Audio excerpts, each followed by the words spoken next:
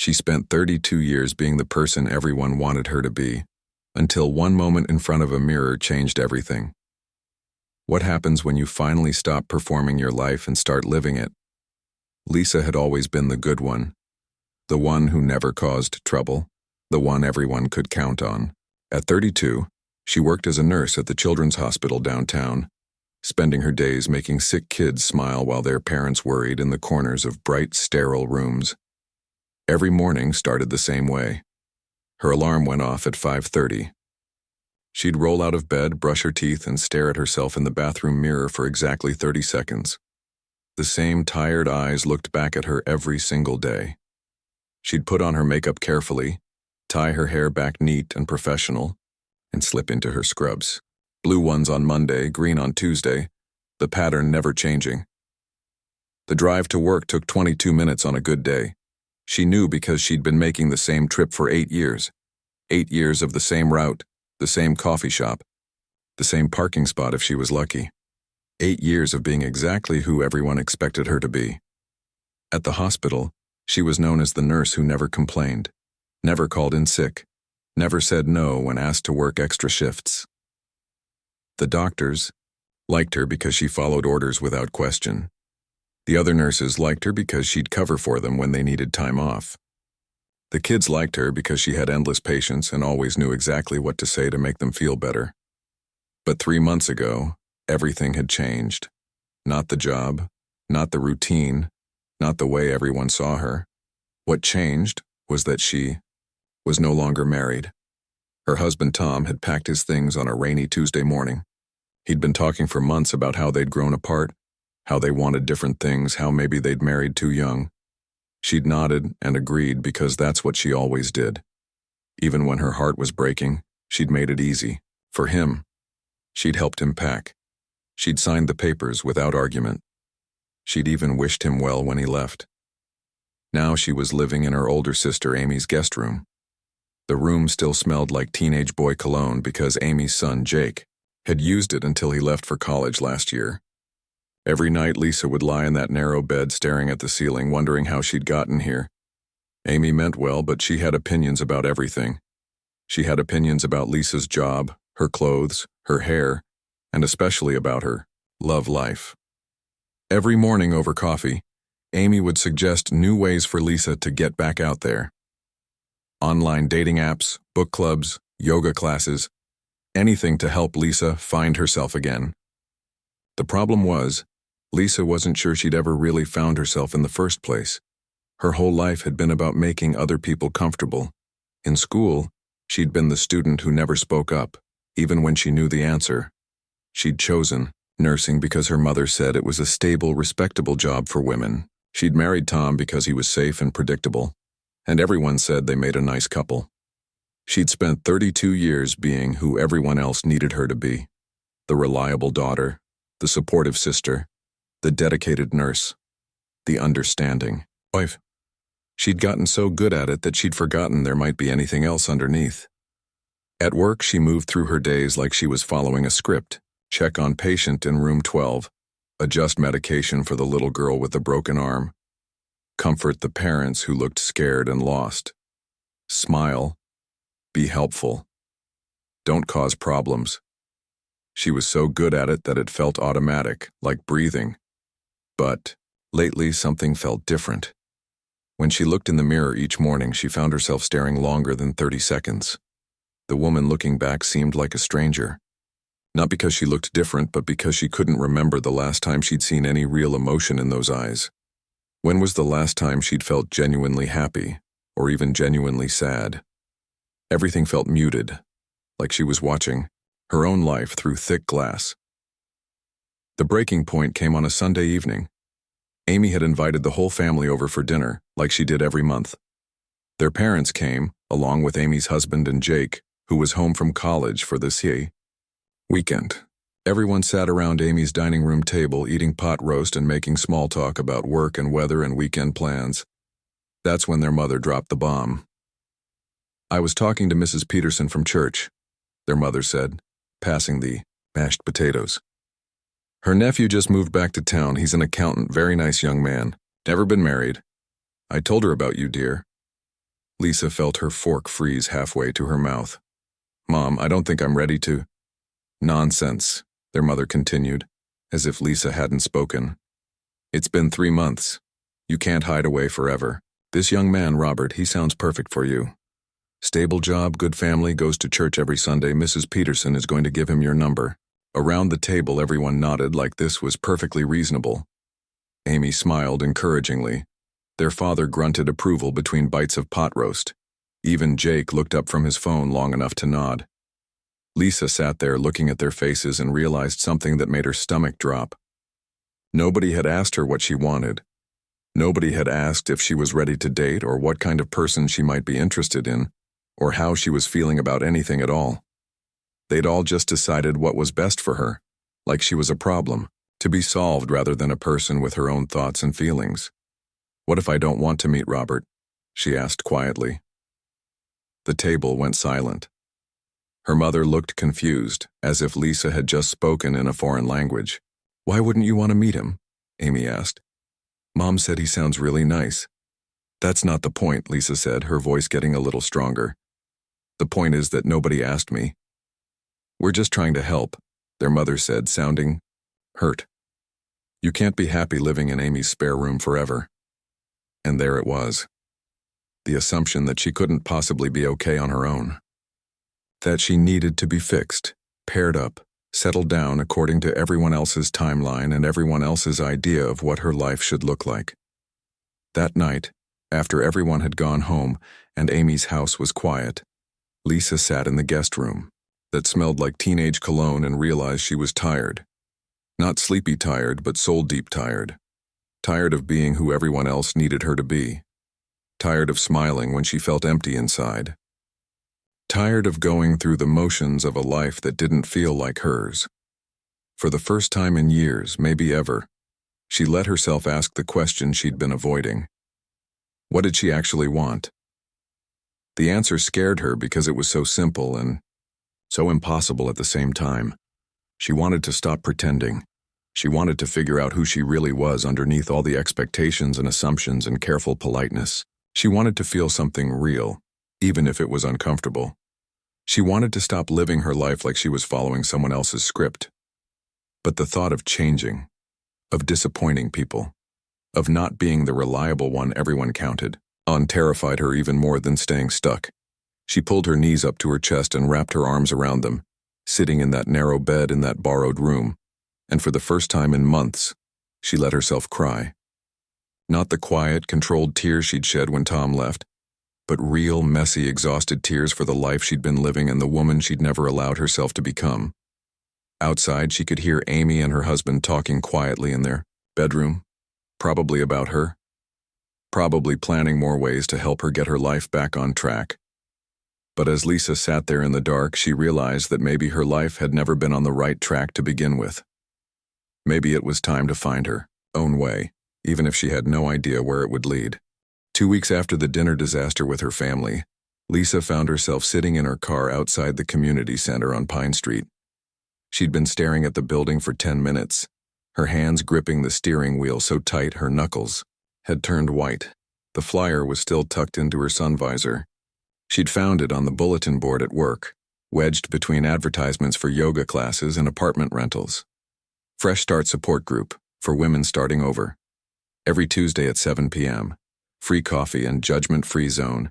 She'd torn it down without really thinking about it, then spent 3 days carrying it around in her purse before finally deciding to come. Even now, sitting in the parking lot, she wasn't sure what had brought her here. Maybe it was the way her sister had looked at her that morning when she'd declined yet another blind date setup. Maybe it was the emptiness she felt every time someone asked how she was doing and she automatically answered fine. The community center looked exactly like what it was, a tired building that had seen better days. The parking lot had more potholes than smooth pavement, and half the letters on the sign were either missing or hanging at odd angles. But there were cars here, which meant other people had decided to show up too. Lisa finally forced herself to get out of the car and walk toward the building. Her heart was beating so fast she could hear it in her ears. She'd never been to anything like this before. What if everyone stared at her? What if they asked her to share her story, and she couldn't? Find the words? What if she started crying and couldn't stop? The meeting was in the basement, down a narrow staircase that creaked with every step. The room smelled like old coffee and industrial carpet, but it was clean and bright under the fluorescent lights.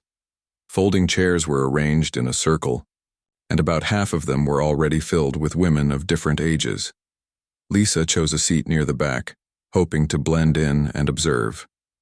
She kept her jacket zipped up and her purse clutched in her lap like a shield.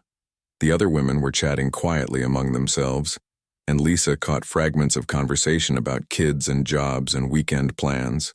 Normal stuff. They seemed so normal. A woman in her 40s with kind eyes and graying hair stood up and welcomed everyone. She introduced herself as Janet, the group facilitator, and explained how things worked. No pressure to share, no judgment, just a safe space to talk about the challenges of starting over. For the first hour, Lisa mostly listened. Women shared stories about divorce, job loss, empty nest syndrome, caring for aging parents. Each story was different, but they all had one thing in common: that feeling of being lost, of not knowing who they were supposed to be now that their old life had changed. Lisa was starting to relax, thinking she could just listen for the whole meeting. When Janet asked if anyone new wanted to introduce themselves, Lisa felt every eye in the room turn toward her and her face burned with embarrassment. "I'm Lisa," she managed to say, her voice barely above a whisper. "I got divorced 3 months ago." "Welcome, Lisa," Janet said warmly. "What brought you here tonight?" Lisa opened her mouth to give some safe, simple answer, but what came out surprised her. "I think I forgot who I am," she said. "Or maybe I never knew in the first place." The room was quiet for a moment, but it wasn't an uncomfortable silence. It felt like understanding. "Can you tell us more about that?" Janet asked gently. Lisa found herself talking about the family dinner, about her mother's plans to set her up with Robert the accountant, about how nobody had bothered to ask what she wanted. She talked about feeling like she'd been following a script her whole life, playing a role that everyone else had written for her. "I'm 32 years old," she said, surprised by how strong her voice sounded now. "And I have no idea what I actually like or want or dream about. I know how to take care of other people, but I don't know how to take care of myself." When she finished talking, a woman across the circle spoke up. Her name was Diana, and she had silver-streaked hair and paint stains on her fingers. "I was 47 when I realized I'd been performing my whole life instead of living it," Diana said. "I'd been the perfect wife, the perfect mother, the perfect employee. I was so busy being what everyone else needed that I completely lost track of what I needed." Diana talked about her own awakening, how it had started small, buying flowers for herself just because she liked them, taking a different route to work, saying no when she didn't want to do something. She described it as slowly peeling away layers of who she thought she was supposed to be to find out who she actually was underneath. "The hardest part," Diana said, looking directly at Lisa, "was giving myself permission to disappoint people. I'd spent so long avoiding conflict, avoiding anyone being upset with me, that I'd made myself disappear." After the meeting ended, Diana approached Lisa in the parking lot. "First meetings are tough," she said, "but you did great in there." "I don't feel like I did great," Lisa admitted. "I feel like I just fell apart in front of strangers." "Sometimes, falling apart is the first step to putting yourself back together," Diana said. "The right way this time." She handed Lisa a business card. "I teach art classes at the studio downtown. Painting, pottery, whatever speaks to you. You should come try it sometime. No pressure, no expectations. Just you and some clay or paint seeing what wants to come out." That night, Lisa lay in her narrow bed in Amy's guest room and thought about what Diana had said. She'd never considered herself artistic. Art was for creative people, talented people, people who had something important to express. But maybe that was just another assumption she'd made about herself without ever testing it. She pulled out her phone and looked up Diana's art studio online. The website showed pictures of bright, messy spaces filled with canvases and pottery, wheels and people who looked happy and relaxed. There was a beginner's pottery class on Thursday evenings. No experience necessary, the website said. For the first time in months, Lisa felt a tiny spark of curiosity about something. Not because someone else thought it would be good for her, not because it was the practical or sensible thing to do, but because some small part of her wondered what it might feel like to create something with her own hands. She bookmarked the page before she could change her mind. The next day at work, something felt different. Not dramatically different, but subtly different. When Dr. Martinez asked her to work late again, she found herself saying, "I can stay until 6, but then I have somewhere I need to be." It was a lie. She was just going home to Amy's house. But saying no felt like a small revolution. When her coworker Beth asked her to cover her Saturday shift so she could go to her daughter's soccer game, Lisa almost automatically said yes. Then she stopped herself.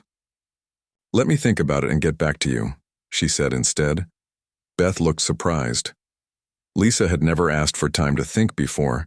She'd always just said yes immediately, grateful to be needed and useful. That afternoon, during her lunch break, Lisa did something she'd never done before.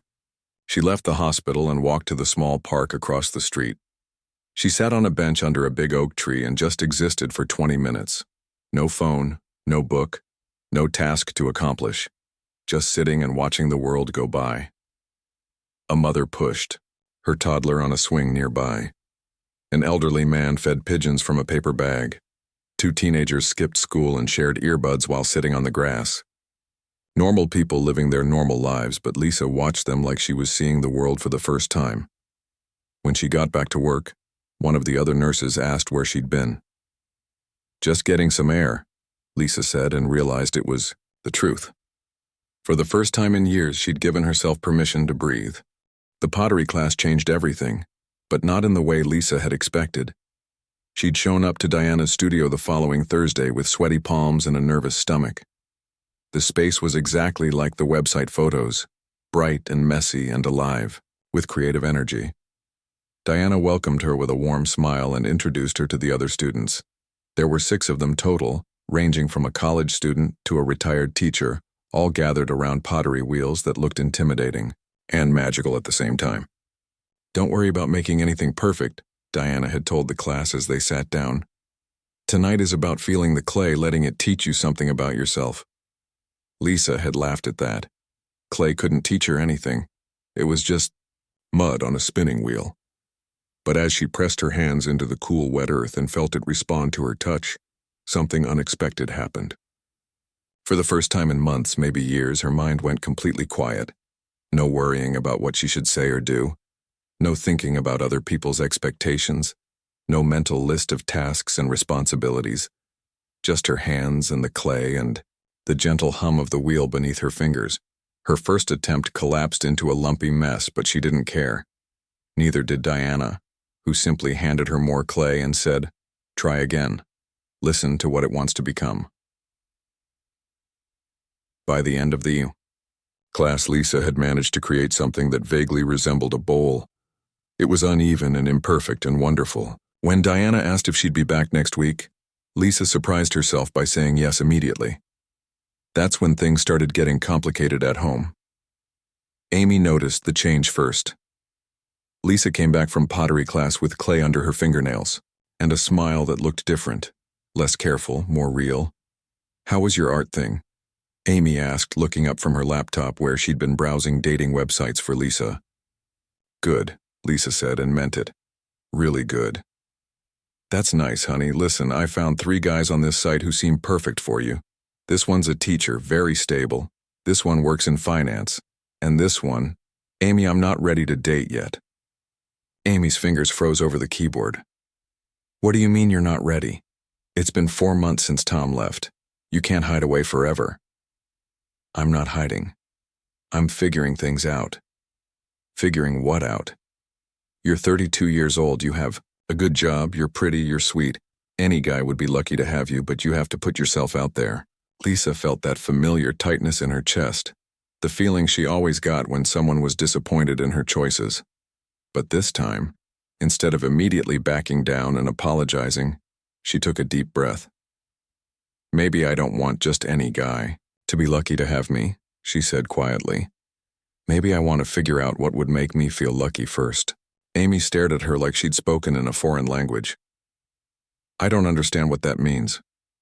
It means I'm going to keep going to pottery class. And maybe I'll try other things too. And maybe I won't date anyone until I know who I am when I'm not trying to be who someone else wants me to be. The conversation ended with Amy looking confused and hurt, and Lisa feeling guilty, but also strangely proud of herself for speaking up.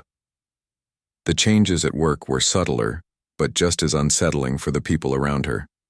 Dr. Martinez had always relied on Lisa to stay late without complaint, to take on extra responsibilities, to smooth over problems with difficult families. She was his go-to nurse, the one who never caused trouble, so he was genuinely surprised when Lisa knocked on his office door one Tuesday afternoon and asked to speak with him. I've been thinking about the Johnson case, she said, referring to a 7-year-old boy whose parents had been dismissive of his pain complaints. I think we need to advocate more strongly for additional tests. Dr. Martinez looked up from his paperwork. We've done the standard workup. His labs are normal. But he keeps saying his stomach hurts in a specific way. His parents think he's making it up, but I've been watching him. This isn't attention-seeking behavior. Something's wrong. Lisa, the parents have been clear that they don't want unnecessary tests. With respect, Dr. Martinez, I think we should be more concerned about what the child needs than what's convenient for the parents. There was a long silence. In 8 years of working together, Lisa had never contradicted him. She'd never pushed back on a clinical decision. She'd never put herself in the middle of a disagreement between doctors and families. I'll consider it, he said finally, his tone cooler than usual. Lisa nodded and left his office, her heart pounding. Later that afternoon, Dr. Martinez ordered the additional tests she'd suggested. They found early signs of appendicitis that would have been dangerous to miss. He never acknowledged that she'd been right, but Lisa didn't need him to. For the first time in her career, she'd trusted her own judgment over someone else's authority, and a child was better off because of it. The changes in her family relationships were the hardest to navigate. Her mother called her on a Saturday morning, clearly agitated. Amy tells me you're being difficult about meeting new people. I'm not being difficult, Mom. I'm just not ready. Not ready for what? To be happy? To have a normal life? Lisa was standing in her sister's kitchen, looking out the window at the neighbor's garden. What if this is my normal life right now? What if I'm actually okay living alone and going to pottery class and figuring out who I am? That's not a life, Lisa. That's just waiting. Maybe waiting is what I need to do right now. Her mother's voice got sharp, the way it always did when she felt like she wasn't being heard. I raised you better than this. I raised you to be responsible, to think about your future. You can't just play with clay forever. Why not? Lisa asked, surprising herself with the question. If it makes me happy, why can't I do it for as long as I want? Because happiness isn't the point, her mother snapped. Security is the point. Stability is the point. Having someone to take care of you when you get old is the point. Lisa felt something shift inside her chest, like a door opening that had been locked for years. What if I can take care of myself, she said. What if I don't need someone else to make my life complete? The phone line went quiet for so long that Lisa wondered if her mother had hung up. I don't understand what's happened. To you? Her mother said finally, her voice smaller than before. You used to be such a sensible girl. After the call ended, Lisa sat at Amy's kitchen table and realized she was crying. But not because she felt bad about disappointing her mother. She was crying because she finally understood something she'd never been able to put into words before.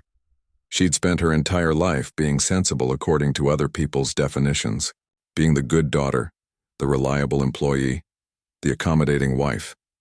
She'd been so busy being sensible that she'd never asked herself what actually made sense for her own life. That afternoon, she did something that would have horrified the old Lisa. She went to the mall by herself and bought clothes she actually liked, bright colors instead of safe neutrals, a dress that made her feel beautiful instead of appropriate, a pair of boots that were completely impractical but made her smile every time she looked at them. When Amy saw the shopping bags, she raised an eyebrow. Having a retail therapy moment? Something like that, Lisa said, carrying her purchases to the guest room. She hung the new clothes in the closet next to her old wardrobe, and the contrast was startling. On one side, everything was beige and navy and carefully coordinated. On the other side, there were jewel tones and patterns and pieces that seemed to have personality. It was like looking at two different women's closets, the woman she'd been and the woman she was becoming. That night, she called Diana and asked if there were other classes she could take. "I want to try everything," she said. "Painting, sculpture, whatever you think might be good for someone who's never done any of this before." Diana laughed, a sound full of joy and understanding. "I think that's exactly the right attitude. Let's see what wants to come out when you give yourself permission to play." Permission to play. Lisa had never thought of it that way, but that's exactly what she'd been missing her whole life. Permission to explore, to make mistakes, to follow her curiosity instead of other people's roadmaps. As she fell asleep that night, she thought about the conversation with her mother. For the first time, she wasn't worried about being understood or approved of. She was excited about the possibility of becoming someone she'd never been allowed to be before, someone who chose her own definition of sensible. The invitation came on a Tuesday, written in Amy's careful handwriting on cream-colored cardstock. "You're invited to celebrate 15 years of marriage," it read, with all the details for the anniversary party she and her husband were throwing for themselves. Lisa stared at the invitation, knowing exactly what it meant. Amy's house full of married couples, endless questions about her dating life, well-meaning advice about getting back out there, sideways glances and whispered conversations about poor Lisa who couldn't seem to get her life together. 6 months ago she would have dreaded it, but gone anyway, armed with polite deflections and a fake smile. Now, holding the invitation in her hands, she felt something different.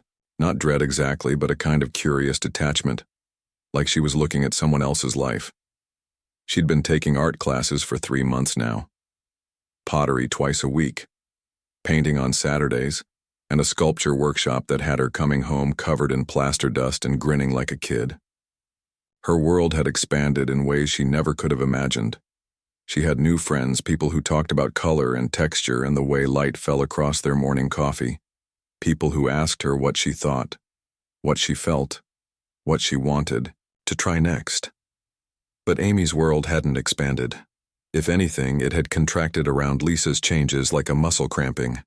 Every conversation felt like a negotiation, with Amy pushing for the old Lisa and Lisa gently, but firmly insisting on becoming someone new. The night of the party, Lisa stood in front of the mirror in the guest room getting ready. She'd chosen her outfit carefully. Not the safe, neutral colors she used to wear, but a deep blue dress that made her feel confident and alive. She'd let her hair fall in its natural waves instead of straightening it into submission. She'd even put on red lipstick, something the old Lisa never would have dared. Looking at herself in the mirror, she realized something startling. She looked happy. Not the careful, controlled happiness she'd performed for years, but genuine contentment. Like someone who was comfortable in her own skin for the first time in her life.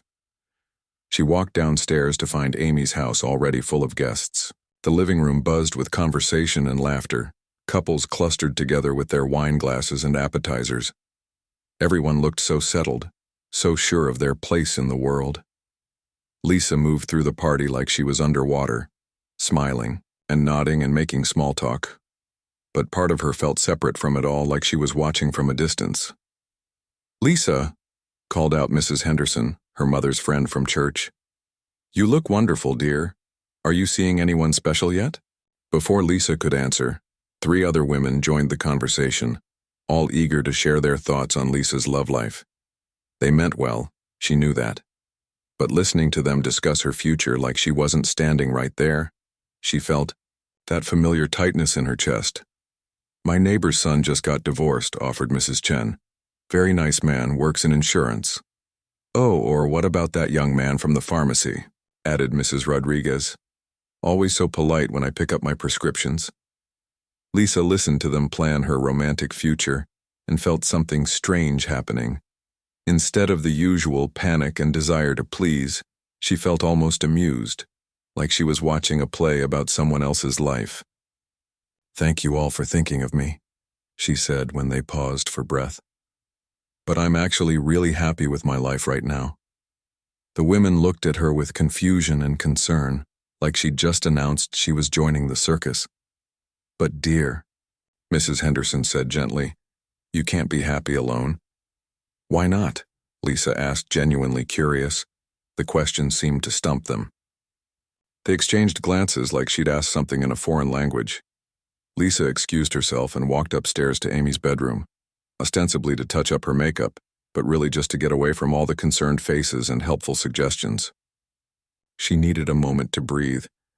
Amy's bedroom was quiet and dim, lit only by the bedside lamps. Lisa could hear the party continuing downstairs, the sound of laughter and conversation drifting up through the floorboards. She walked over to Amy's full-length mirror and stood there, looking at herself. The woman in the mirror looked back at her with calm, clear eyes.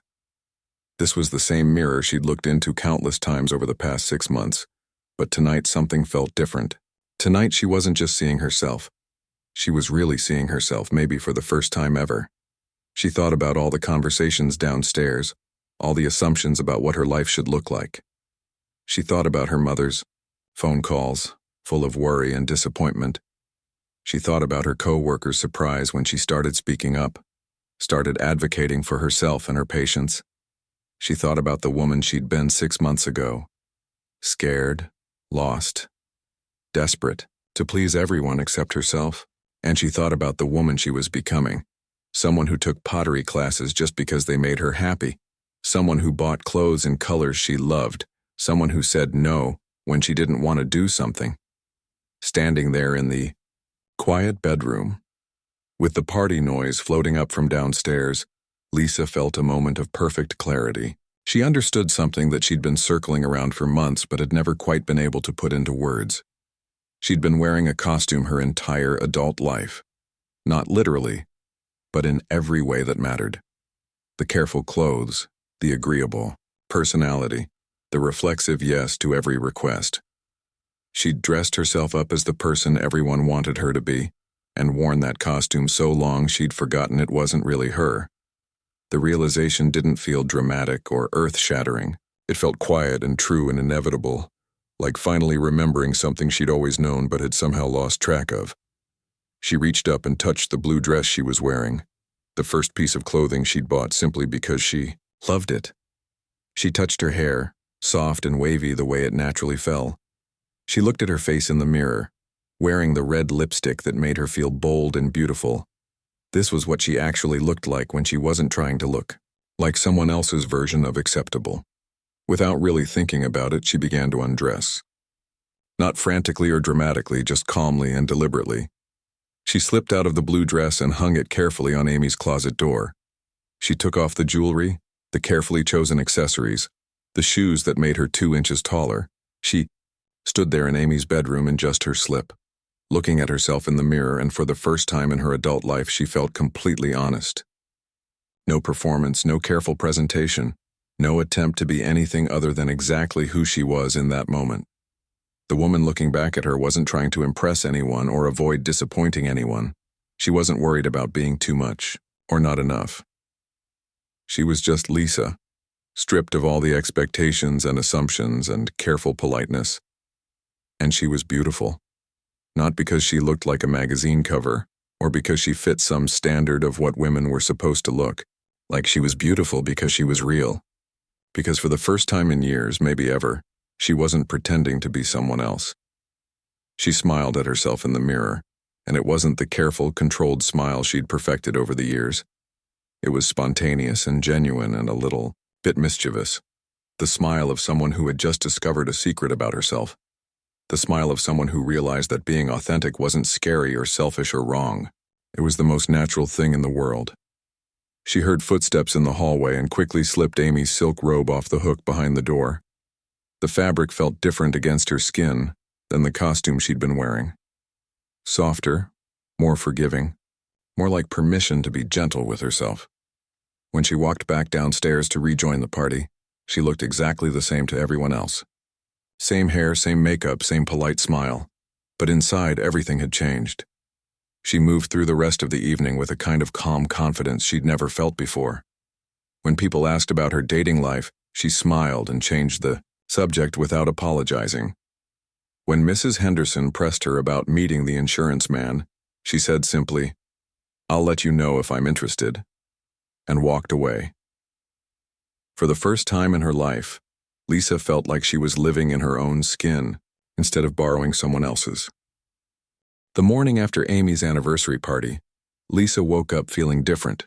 Not dramatically different, but quietly, fundamentally different, like someone who had finally remembered something important about herself. She lay in the narrow guest bed watching sunlight filter through the blinds and realized she wasn't anxious about the day ahead. For months she'd been waking up with that tight feeling in her chest, wondering how to navigate the space between who everyone wanted her to be and who she was becoming. But today, that tension was gone. Over breakfast, Amy kept glancing at her with a puzzled expression. "You seem different," she finally said, buttering her toast with careful precision. "Did something happen at the party last night?" Lisa considered how to answer. "How do you explain that you'd had a moment of perfect clarity while standing in someone's bedroom? How do you describe the feeling of finally meeting yourself?" "I think I figured something out," Lisa said simply. "About what?" "About me." Amy waited for more explanation, but Lisa just smiled and finished her coffee. The old Lisa would have rushed to fill the silence, would have explained and apologized and reassured. But this Lisa was comfortable letting Amy sit with her curiosity. That afternoon, Lisa did something she'd been thinking about for weeks. She looked at apartments. The first place she saw was perfect.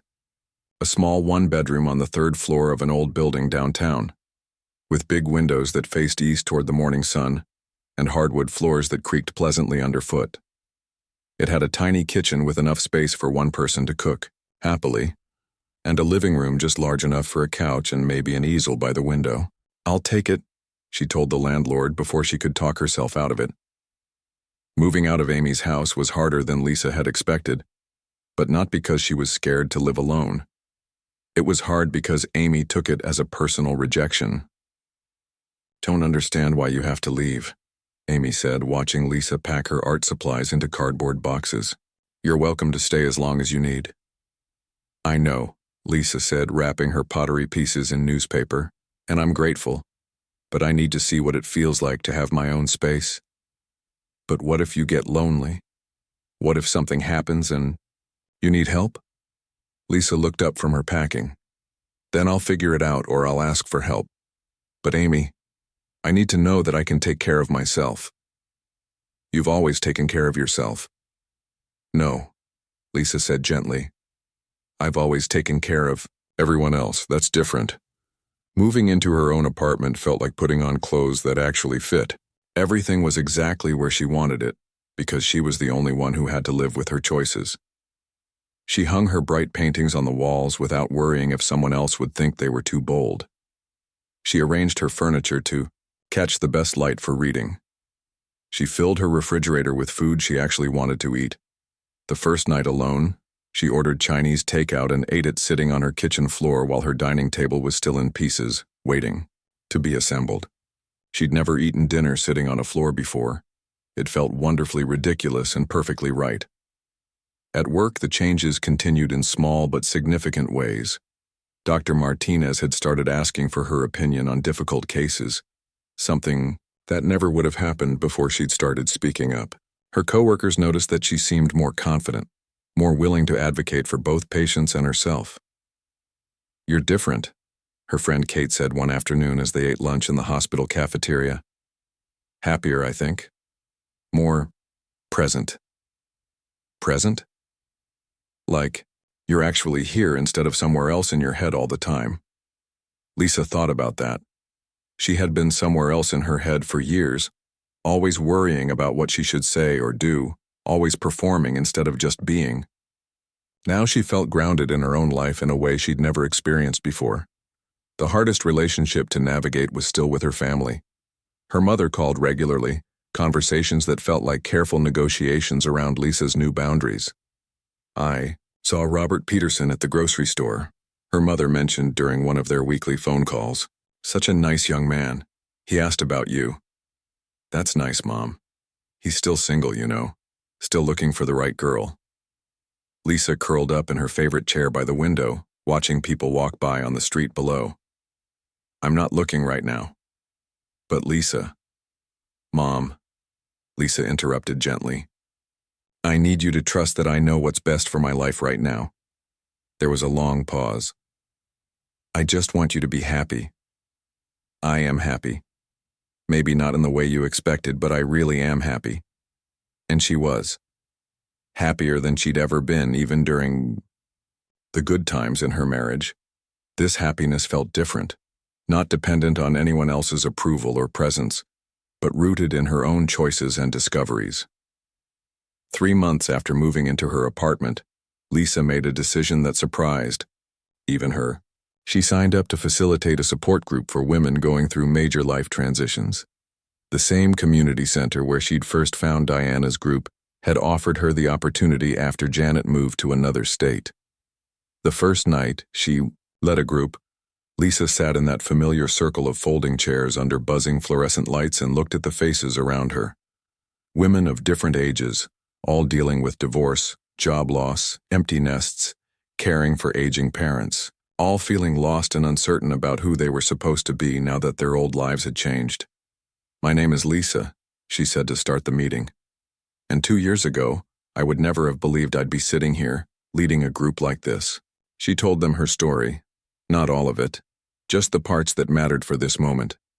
How she'd spent 32 years being who everyone else needed her to be. How she'd lost herself so completely that she'd forgotten there was a self to lose.